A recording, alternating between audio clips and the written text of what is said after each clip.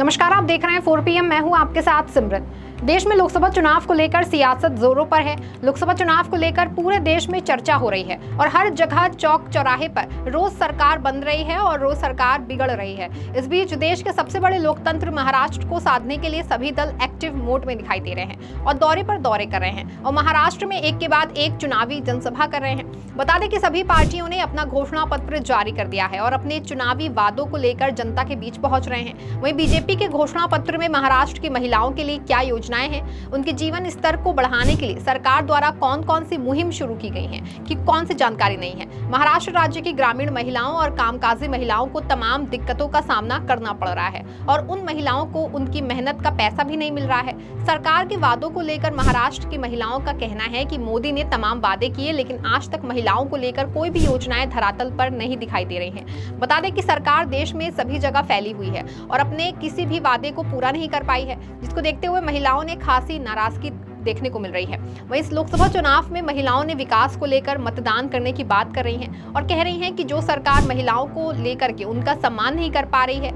ऐसी सरकार का कोई मतलब ही नहीं है। आपको बता दें कि महिलाओं ने कहा कि सत्ता में आने से पहले नरेंद्र मोदी ने तमाम वादे किए थे, लेकिन महिलाओं के उत्थान के लिए कोई भी काम नहीं किया।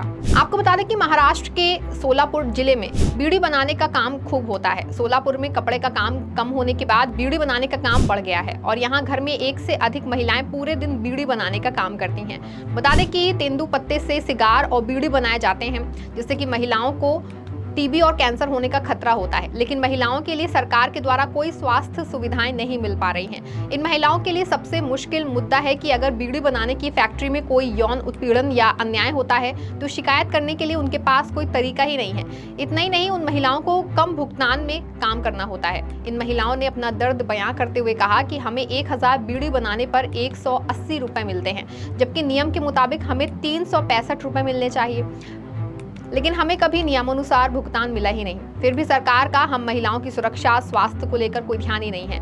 अगर हमारे साथ किसी भी प्रकार का कोई अन्याय होता है तो उसको सुनने वाला भी कोई नहीं है। वही महिलाएं काम करते समय अपने बच्चों को भी साथ में लिए रहती हैं, जो कभी कभी तंबाकू निगल जाते हैं, जिसके बाद उनकी हालत खराब हो जाती है और बच्चे उल्टियां करने लग जाते हैं। वहीं बीड़ी बनाने वाली महिलाओं को टीबी, कैंसर, सीने में दर्द, खांसी, उल्टी जैसी कई बीमारियां हो जाती हैं, लेकिन इलाज का खर्च उठाने के लिए ना तो कोई स्वास्थ्य सुविधा है और ना ही कोई योजना है।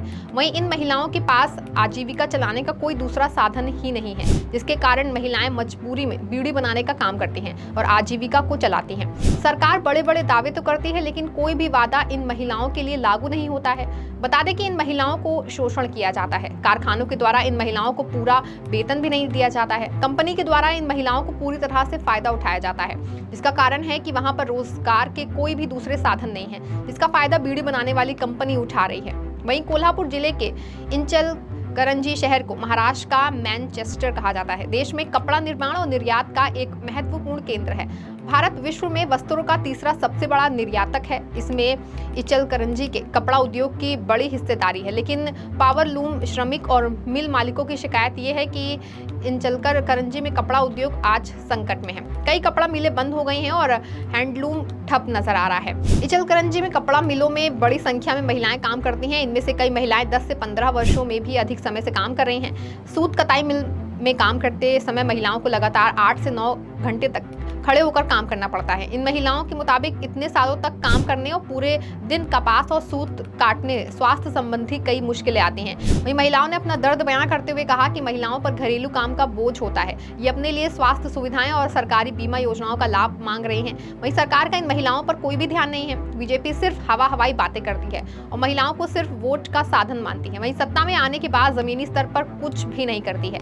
बता दें, राज्य में भी बीजेपी सरकार है और एकनाथ शिंदे महाराष्ट्र के सीएम पद पर आसीन है, लेकिन उनके काम से राज्य की जनता संतुष्ट नहीं है और सीएम शिंदे ने भी ग्रामीण और कामकाजी महिलाओं के विकास के लिए कोई भी काम नहीं किया है।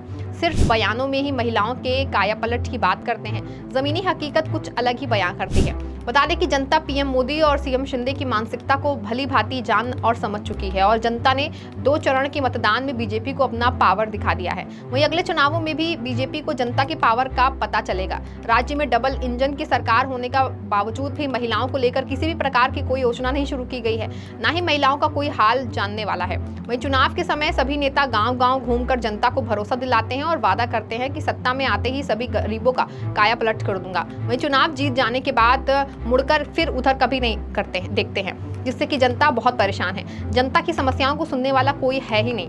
वहीं महाराष्ट्र के सूखा प्रभावित इलाकों में महिलाएं जल संरक्षण में अहम भूमिका निभाती हैं। ग्राम सभा और ग्राम विकास परिषदों में महिलाओं की संख्या बढ़ाने की वकालत की जा रही है, क्योंकि महिलाओं का मानना है कि गांवों में पानी की कमी का खामियाजा सबसे ज्यादा उन्हें ही भुगतना होता है।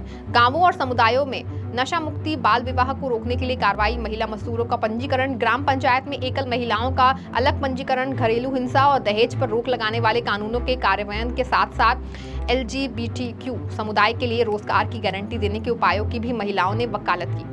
बता दें कि जब महिलाएं अपने हक के प्रति जागरूक हो रही हैं और सरकार के समक्ष अपनी मांग रख रही हैं, ऐसे में कहा जा सकता है कि महिलाएं अपने अधिकार के प्रति जागरूक हुई हैं, जिसका असर 2 चरण के चुनाव में देखने को मिला है। वहीं महिलाओं की जागरूकता का परिणाम आगे चरणों में दिखाई देगा। वहीं तालाबों और झीलों को पुनर्जीवित करने में जुटी महिलाएं सरकार में महिला सशक्तिकरण को बढ़ावा देने के अलावा स्वरोजगार के लिए प्रशिक्षण कार्यक्रमों को बढ़ावा देने का आग्रह कर रही हैं। और इन महिलाओं का सरकार से मांग है कि स्वरोजगार के लिए सरकार द्वारा प्रशिक्षण कार्यक्रम कराने की मांग की, जिससे कि महिलाओं का जीवन स्तर ऊपर उठ सके और उनको भी समाज में एक अच्छा सम्मान मिले। वहीं 2005 में महिलाओं को घरेलू हिंसा से बचाने के लिए कानून बनाए जाने के बावजूद मुंबई की यास्मीन शेख इसे ठीक से लागू करने की आवश्यकता पर जोर देती हैं। उन्होंने कहा कि पतियों को अपनी पत्नियों के साथ दुर्व्यवहार करने की अनुमति देने की पारंपरिक सोच को त्यागना चाहिए। घरेलू हिंसा के दायरे को समझना और उससे घरों को बचाना जरूरी है। कानून के साथ साथ जागरूकता भी जरूरी है। बता दें कि कुछ महिलाएं यौन शिक्षा को पाठ्यक्रम में शामिल करने की मांग करती हैं। दरअसल महाराष्ट्र की महिलाओं का ये घोषणा पत्र उन मुद्दों को भी प्राथमिकता देता है जिन्हें समाज में अक्सर नजरअंदाज कर दिया जाता है।